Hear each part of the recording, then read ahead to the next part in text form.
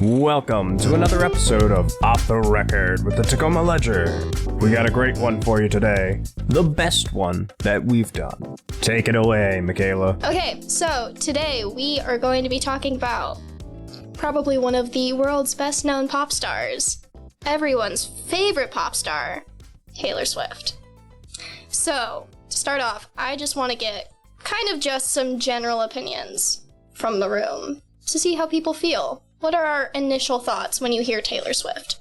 I do not have any opinion on Taylor Swift. I'm not that chronically online to really care about her as a person that much or her music. Love it. That's an opinion. That's fair. I mean, I have very complicated feelings about Taylor Swift. I grew up with her, so was very passionate about her for a very long time, very invested, as a teenager. But personally, in the last, I would say 4 or so years, have become pretty disillusioned with, her recent music and with, the Taylor Swift corporation and machine. I'd say that's kind of where I'm at. I, similar to Ella, also grew up with her. We're 6 years apart, so it's kind of for a time, it was like a role model sort of thing where I was going through a lot of child development things, you go through life as a child. And listening to her music was oh, so there are people that know what I'm thinking and have gone through having a crush on someone or having a bad breakup or having all of these young person issues. And now that I'm a little older, I can look back at those songs and be I see why I liked this. But now I have a very different perspective. Okay, so similar to you guys, I grew up listening to Taylor Swift. My dad would play it in the car. It was one of the artists. He's just yes, this is safe music for children, obviously. But I was, quote unquote, not like other girls. So for several years, I was just I don't really listen to Taylor Swift. I mean, I did, but it was in my dad's car, and that was the limit of it. I would not have classified myself as a Taylor Swift fan. However, 2020 happened, and she released Folklore, and it was so different from anything she had ever done, stylistically, to me, in terms of songwriting, that I was just wow, this is so good. And that's when I started really getting into Taylor Swift. And I was just wow, this is a great artist to listen to for all of these reasons. Oh, I can relate to this. Oh, I can relate to that. Just kind of taking what I can from her music and learning from it. But I don't appreciate how overplayed she can be. And I say that even in my own car, I play her too much. I'm going to be honest. It annoys people. And I'm just I don't understand actually how so much of her music has made its way onto my playlist. But you have to keep in mind, her discography is so extensive that if you even 5 of her albums and those end up on your playlist, that's what? Almost over 50 songs at the very least that just end up there. So I love some of her music. I don't love all of it. And I think that kind of goes into the next thing I do want to delve into, which we can talk about it in the context of Taylor Swift as well as other artists, which is songwriting. What do you think makes a good songwriter? And MJ, I'll start with you just because I know you're not a Taylor Swift fan. What do you classify as good songwriting? What is something that you would listen to? I think definitely lyrics are good and then meaningful because if you have songs that just mesh words together and they don't make sense and it's not gonna be anything good. And then definitely good just musical backtrack overall, because if you have good lyrics but you have really bad instruments in the background, then it's just not good. They both need to mesh together to be good songwriting, good music overall. I mean, I think being a great songwriter can mean a lot of different things. When the topics of like great lyricists come up, like I'd say the three people that come to mind instantly for me are Joni Mitchell, Fiona Apple, and Kendrick Lamar. Three people who have very different styles of songwriting.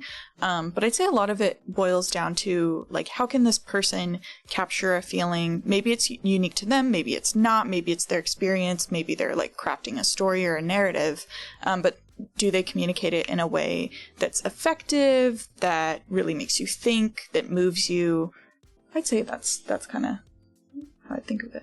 Yeah, I appreciate you talking about Joni Mitchell because as a woman songwriter in country and country adjacent sort of American music, she is I feel one of the most influential. She really changed the scene in kind of a way similar to Taylor Swift, where she took her niche and made it more relatable, more real, and opened kind of her genre up for people who hadn't connected with it before. And I think that in terms of both the industry, but also like a consumer of lyrics, having something that is relatable rather than complex is a good strategy, and that can be good lyrics writing. But I also think that complexity in lyrics writing is really important. It's just a different genre of lyric writing. And I think that Taylor Swift's magic is a little similar to Joni Mitchell's in that her songs, like you said, there's something for everyone to relate to, even if it's not everything. And I would say, kind of like you, I like some of her discography, and I think some of her discography is brilliantly written, but I do think a lot of it is more relatable than it is musically complex. Mm-hmm.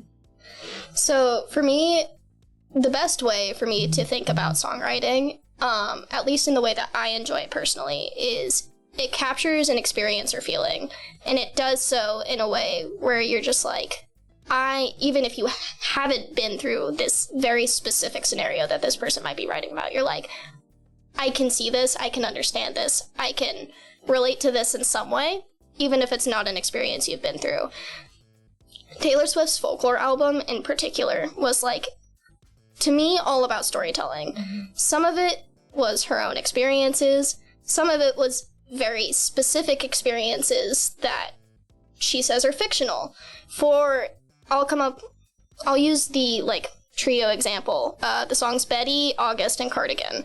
She describes them as all being interconnected. They're all telling the same story from different perspectives, including the perspective of each character she's invented. And it does so in a way where it's just like, if you listen to all three of those songs, one right after the other, you can see how they're interconnected. You can understand each character's experience. Even if you haven't been through something similar, you're just like, I understand this. This makes sense. Another song off that album where she's telling a story is Epiphany. She's telling the story of a veteran getting back from World War II, while also countering that with a narrative of nurses during COVID. And I think that kind of storytelling in songwriting can be super powerful. One of my personal favorite songwriters outside of Taylor Swift is Joy Oladokin. She kind of does a folksy kind of thing. A lot of her music deals with childhood experiences and her experience with religion, which is really complicated. And I think that delving into things like that, once again, even if it's not something you relate to specifically, can be so powerful. Now, this is going to be a really fun section because this, I think, is where we get some of the conflicting opinions about Taylor Swift, and that's some of her controversies. Now, I'll start with a recent one, which is something that you wrote about, which is the song Actually Romantic being a dig at Charli XCX. I would love for you to explain that and your take on it first before I dive into mine. Sure, yeah. I mean, I will be 100% honest. I wrote that piece and then kind of went through the edits and then decided to kind of never think about it ever again, just because I just found the whole thing to be really annoying and frustrating. But I personally believe that the song Sympathy is a Knife, which is written by Charlie XCX, who I believe is a fantastic lyricist and a very different musician from Taylor Swift. So I think comparing them as artists is just silly because it's apples and oranges. But her song Sympathy is a Knife is a very introspective, personal look at feelings of jealousy and feeling inadequate, things of that nature. And for the most part, she never... Well, she doesn't actually mention who it's about. There's a reference to a boyfriend that through the... It's about Taylor Swift, almost certainly. I mean, allegedly. We can't... according to Swift. Yeah. And I, as a big Charlie XCX fan, just find that song to be really moving and vulnerable and unique. So when I heard Actually Romantic, I can't remember what it's called, I was just honestly personally pretty put off by wow, it seems like you wildly misinterpreted, not you, Taylor Swift, wildly misinterpreted what this person was trying to communicate in the first place. And to me, the fact that she took it so personally and made such a huge deal out of it kind of conveyed to me yeah, this person is in a place where maybe they're just not taking in and really sitting with other people's emotions and the complexity that can come with interpersonal relationships and being an artist. And I feel I'm not phrasing myself very well because this is a 2,000-word opinion piece, but I just felt the song that Charlie XCX wrote was very complex, and Taylor Swift kind of boiled it down to things that I felt were really ungenerous. And yeah, I don't know. I don't disagree that if it is within that specific context of being a response to Sympathy is a Knife, obviously, terrible way to go about it. However, for me, as someone who is unfortunately chronically online, I saw so many different takes on the internet from Charlie XCX fans, from Swifties, from people somewhere in the middle, all talking about this.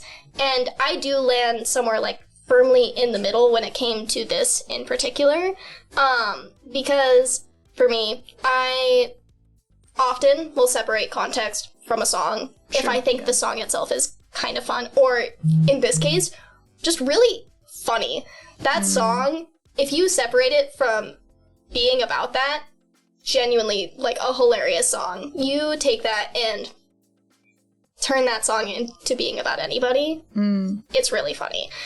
So I think about it a little bit differently because I'm just yeah, this could be the exact context of this song and the way it was written, and obviously that's kind of terrible and not a very nice thing to do, especially when it comes to female artists in the industry.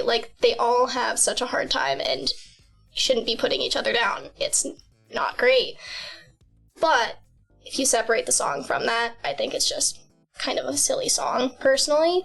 And once again, to me, it was such an online take. I don't feel news outlets were really reporting about it, or if they did, it was just well, this all originated out of Twitter, so take it with a grain of salt. So that's the way I kind of approached it.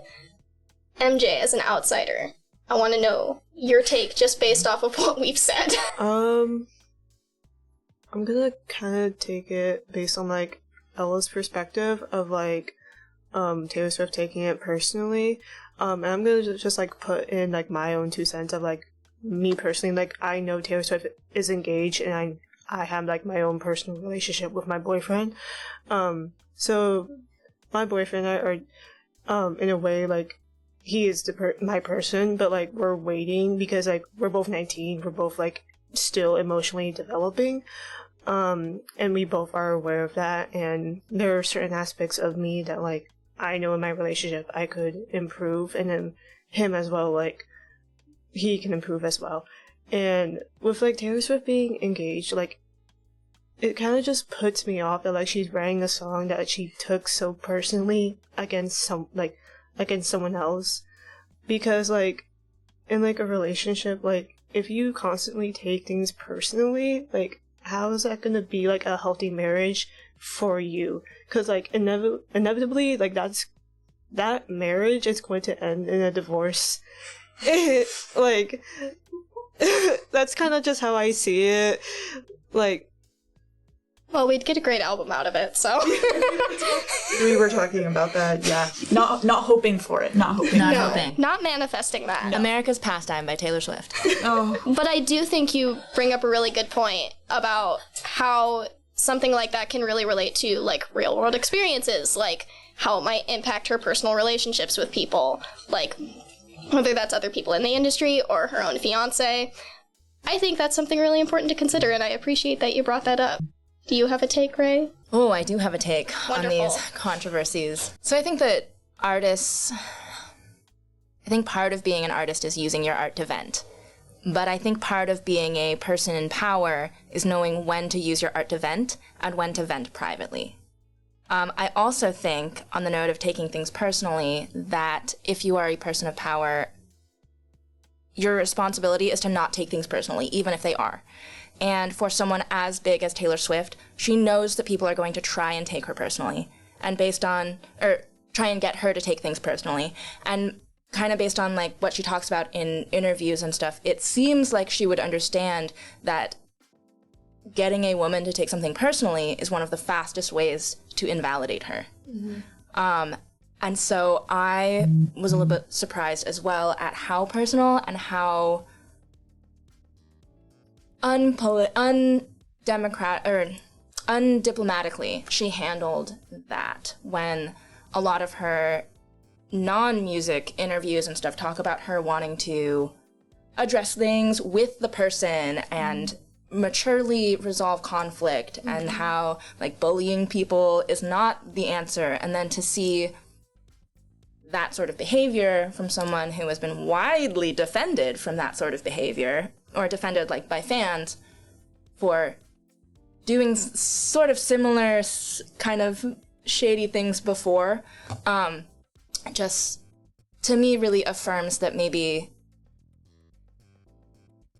considering how a person uses their platform is really, really important, especially as women in the industry trying to support each other in a time when women across the board are being invalidated. Okay. Kind of going into another but more specific controversy about Taylor Swift, and this is kind of more of a general take as well, and this is about, is there such a thing as an ethical billionaire? And Ray, I want you to answer this first, because I know you have the best take.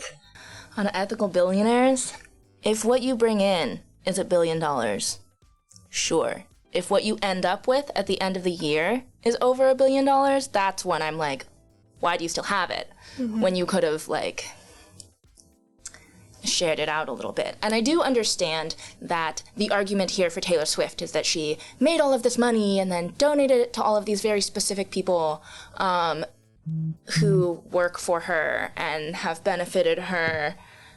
And that is one thing, and that is fine and very charitable. But I think that what the world is looking for is for people who make that kind of money to be much more bold and much more universal with its donating. And that, like, shelling out your billions of dollars that you earned on this world tour, where your tickets were thousands of dollars, to the people that helped you put on that tour isn't necessarily as ethical as I think that super Swifties would like us to believe. I would tend to agree with that as well. I think it is important to note that, at least for some of the concerts, like, the tickets were thousands of dollars because of resellers who suck for obvious That reasons. is true. Yeah. So, Scalpers like, are bad. there were, because I actually bought tickets to the tour and couldn't make it. The tickets that my friend and I bought, $90 each. Let's say, I mean, it was for nosebleeds, but, like, pretty good nosebleeds, like, no obstructed view. And, like, floor tickets were probably, like, $500-ish. Resellers obviously made all those prices go up. The other thing I do want to bring up is pretty much in every city, she also made donations to, like, food banks, which I thought was super great. But I do agree that the majority of your income from a specific tour If you are trying to be charitable with it, obviously, yes, give your dancers and all your production team, give them bonuses, but also, like, how can you give back to the community as well? Especially, like, when you make a political stance about something, and then you don't necessarily keep supporting it, like, consistently. Yeah, I think people on, like, either side of the... And I just want to say, I do feel like I have to give a disclaimer. I don't think about Taylor Swift that much. This is like the most, believe it or not, this is the most I've talked about Taylor Swift in quite a while. Not that there's anything wrong with being passionate about it. I'm not in the Swiftyverse. I'm like on the outskirts, like, hey, what's going on in there? But from my understanding, what either side of the debate is, I will say, like, I have seen people be like, oh, well, she shouldn't make it public that she donated XYZ or, like, donated to this fund, whatever it is.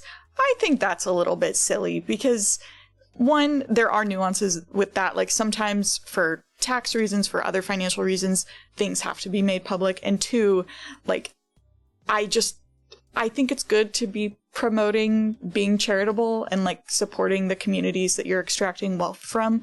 But on the other side, if I can put my Marxist cap on for a second, you don't make that amount of money without somebody being exploited pretty severely down the line. And I don't think, sorry to get super political, I don't think she's probably at the level of exploiting people anywhere close to somebody like Jeff Bezos, for example. But for the ethical billionaire question, I believe, no, it's not possible to be an ethical billionaire. And I think it's awesome that she is donating, like, intentionally donating millions of dollars every year. That's great. Like, I see no problem with that. But I just think, like, the term ethical billionaire, like, I personally just don't believe that it's a thing, to be honest. But yeah. MJ, what's your take on ethical billionaires? You can apply this to anything. Okay. I don't think there could be, like, an ethical billionaire, and I think a lot of that is because with, like, the billionaires that we have now, like Elon Musk, like, those are definitely not ethical. Especially with kind of, like, the way things are going with the administration. There's a lot of priorities towards billionaires, and I'm so sorry, I'm, like, blanking out. It's like, I think one of the things that you pointed out was, like, people were, like, complaining that Taylor Swift was like, making public about her donations, and, like, obviously, like, a lot of people just aren't happy with anything. But, like, someone can, like, be a billionaire and not donate, and people will complain. But at the same time, like, if someone makes it public that they donate, then, like, people are gonna complain either way. Yeah. But without, like, the economy and everything is going on right now, like, I generally just don't think there's any way to be ethical without, like, exploiting someone or, like, gaining money at the expense of other people suffering. Like, for example, like health insurance companies, they gain money because they deny claims at the expense of people's illness and health. Another important thing to note about some billionaires is that, like, a lot of their net worth may be tied up in, like, assets. So for, like, Taylor Swift, her entire discography of music, that's an asset that has a monetary value. Yeah. So, like, we're talking billionaires, but if you look at her actual income, it may not reflect that same thing. But it's still an important discussion to have in terms of net worth, because you still have people like Jeff Bezos and, like, Elon Musk who are making billions of dollars every year. On top of their net worth. Yeah, I just want to add, like, when we're talking about billionaire, like, true billionaires, like, honestly, I'm not even that worried about Taylor Swift when it comes down to it, like, money-wise. When we think about, I mean, I don't know what the actual numbers are, but I would be curious to see how much Jeff Bezos' net worth grew in 2025 versus Taylor Swift. We're, again, apples and oranges. Like, we're comparing entirely different things. And entirely different people. Well, yes, exactly. But, yeah, I think when we talk about billionaires no longer existing, like, I'm not even necessarily thinking about Taylor Swift. I've got like 1,000 people who have a lot more money than her that I'm a lot more worried about the evil that they're bringing upon the world. I would definitely agree with that. To transition into something significantly more lighthearted, I would love for you guys who like actively listen to Taylor Swift or listen to her in the past, share your favorite album and maybe a couple of your favorite songs by her and give an explanation. I would say I think my number one ultimately is Folklore. 1989 is definitely, because it was such like a coming of age album for me, is definitely up there as well. Red was really important to me. I honestly could give you a solid top 5 that I feel comfortable with, but I will say Folklore ultimately because I think that's like her height of her powers as a songwriter.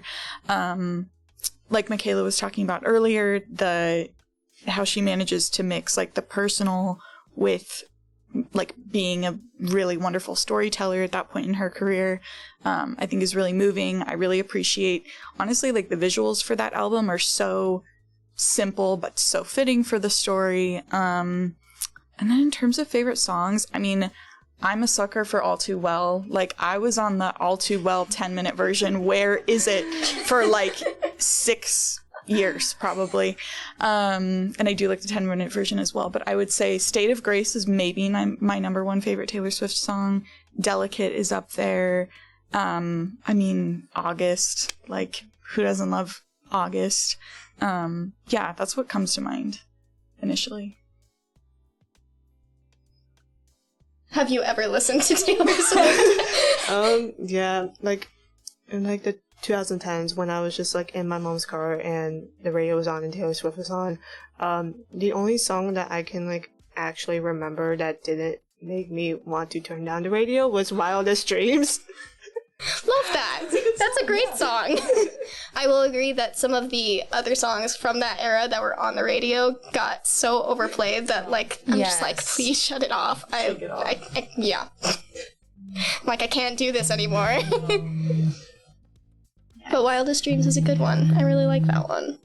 So I discovered Taylor. She dropped her first album when I was in middle school, self-titled. And I think that even as an adult, that one might still be my favorite because listening to it as a middle schooler, it's like, oh, I'm discovering the world. But now as an adult, realizing that I'm still discovering the world, there are lyrics that I understand now in a different way than I did. Tied Together with a Smile is always going to be the most relatable song from that album. But I will say, 1989, New Romantics.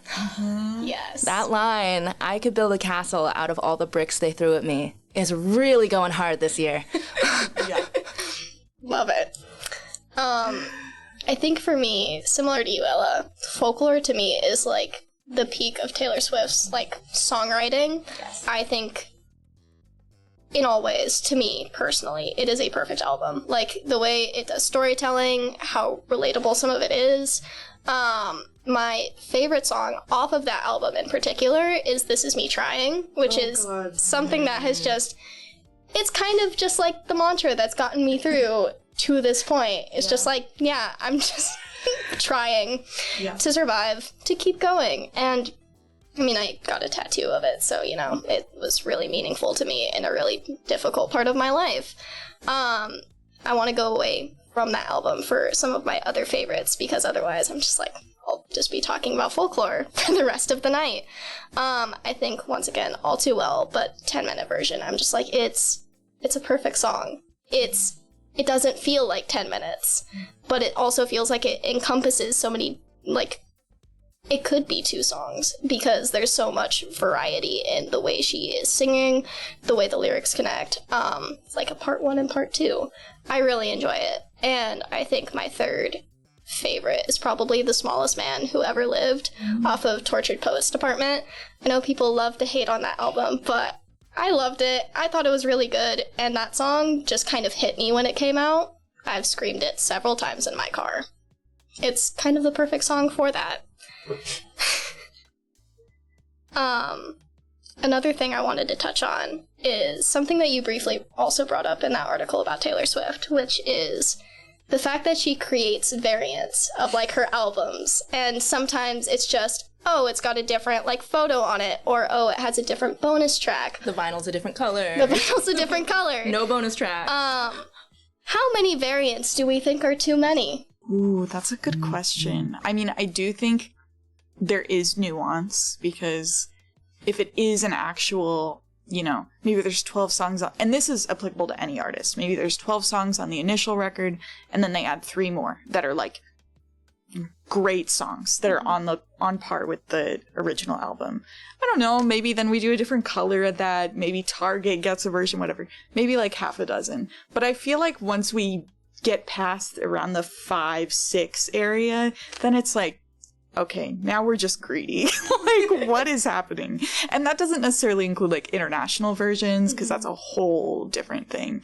But yeah, my feeling is that, and this isn't just a Taylor Swift thing, because other artists do, in my opinion, release way too many versions in order to like climb the charts. And to me, it's really frustrating that that is a way that we calculate record sales, is through people releasing the same album 20 times in a row. But yeah, and it also just like, to be an eco warrior, I'm a big physical media fan, but like nobody needs 5 versions of the same CD. Nobody needs 5 versions of the same record. And it just ends up with so much junk and waste. And yeah, I'd say around the 5 to 6 area, then we gotta like cut it off. Gotta have a cap. Yeah. MJ, what's your take? I think definitely like the same thing Ella would say, but I remember, so I was like a huge BTS fan back in 2017, and so that was during like the Love Yourself era, where they had multiple albums just for the same era. But I think I don't like remember it specifically, but like each album like made like a little side design into like that little flower that's on their cover. And I like never understood it like as like a 13-year-old in middle school, because like they were all the same album, but it just had like a different design on like each side. So like there's no new music, there's no like actual like different color, there's no real variant besides completing like a little picture. So it's like at that point, like, you're just greedy for more money. Like, I don't know who's out there that's like actually buying these albums to complete like a little picture with no like actual benefit. I do think like variants can be beneficial if there's like an actual like exclusivity to it. So like if there's one album that has, you know, the standard track, and then there's like an exclusive variant where there's extra songs or like extra like, I don't know, like a sticker or something, I don't know, but just like, I just don't think it's really that necessary to have so many variants if there's no actual like Reason to have one? Yeah. Besides maybe completing a picture, but that's about it. Like, I just don't see any point to like really having a variant unless it's like very, very exclusive or even like limited edition variants. Like, I just don't see a point. So, I agree with everything that has been said. I think that if I'm going to buy a variant, there has to be something musically and significantly different about the production. Either different lyrics, different vocals, or maybe featured artists, different instrumentation, so different instruments used, or maybe even this. If it's the same album, but a totally different genre or musical style, sure. If it's the same album, carbon copy, just a different color,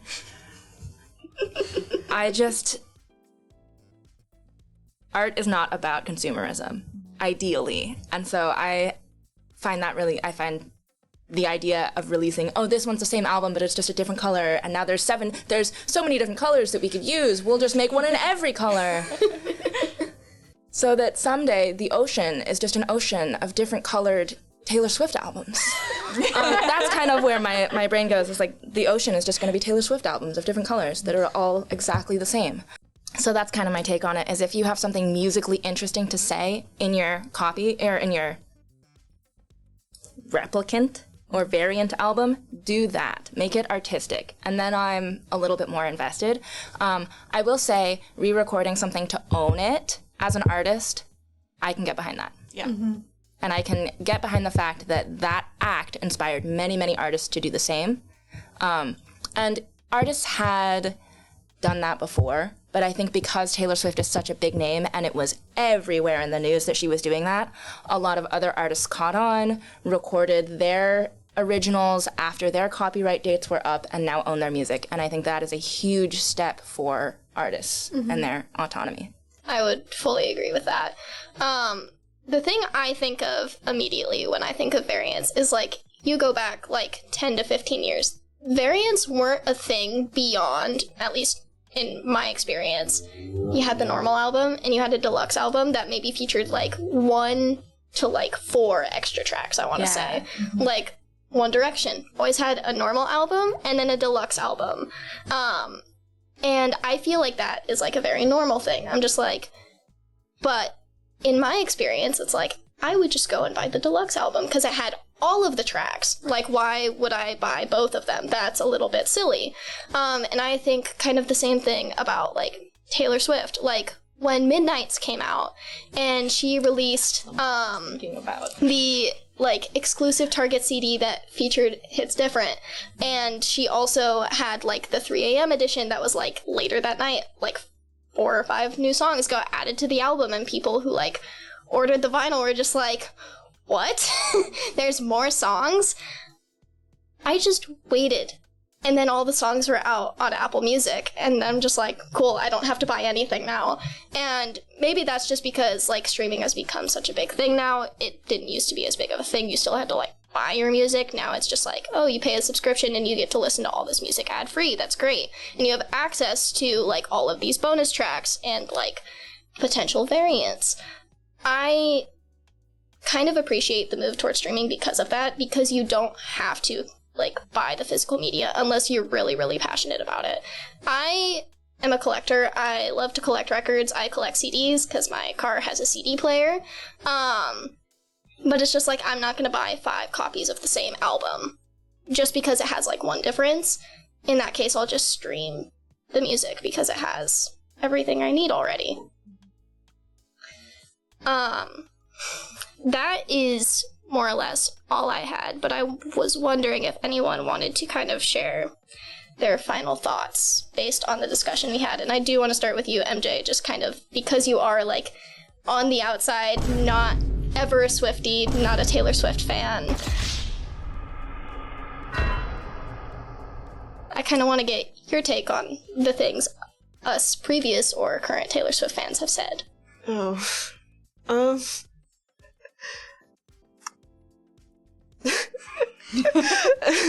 be honest, it was such a long discussion, it kind of just went in one ear and kind of out the other. But We tortured MJ. I'll never come back. MJ's not in ex-Swiftie recovery camp like the rest of us.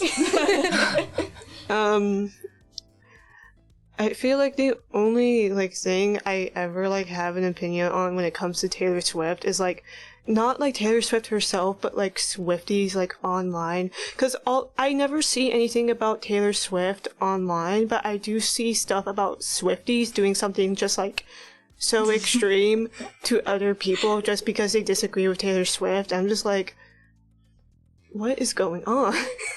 I think I just have more an opinion on her fan base because I see more of her fan base just running around on social media than just Taylor Swift herself, because I know she has, like, certain controversies, but, like, it's not, like, a very apparent thing on my feed that, like, I'll care enough to research about it, because the only thing I ever got about Taylor Swift in, like, the past 6 years is her engagement, but I've gotten more about Swifties than anything else about Taylor Swift herself.